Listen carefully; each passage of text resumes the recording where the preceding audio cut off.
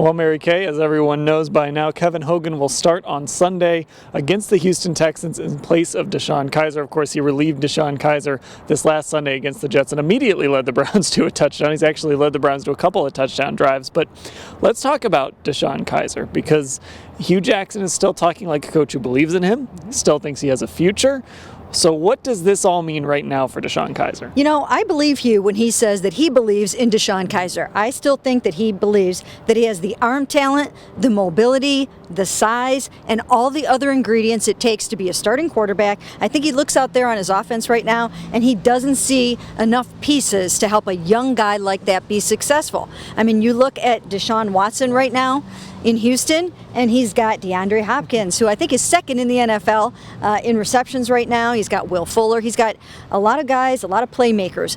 I really do believe that Hugh Jackson thinks that DeShone can be the guy. But the question, Dan, is do they know enough not to have to draft a quarterback? And are they going to know enough? Because we're going into week 6 now. If Kevin Hogan, I mean, let's say he holds this job down till the bye week, you know, then you don't have a ton of time. You have a couple months to kind of evaluate DeShone Kizer and I guess see how he bounces back from this benching. So they're going to have a big decision to make a quarterback in the offseason, and maybe they aren't going to have as much information as they want or need.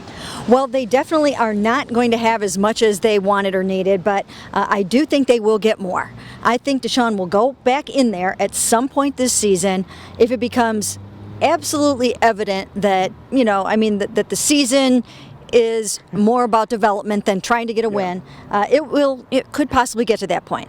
I would say that he'll probably, or they would like him to start maybe 3 more games. So if you get to the end of the season, you're winding down, have him start 3 more games, get a bunch more film on him, see how the ball's coming out, see the decision making, see if the accuracy is good, the footwork and those kinds of things, and then you might have enough data to make a good decision.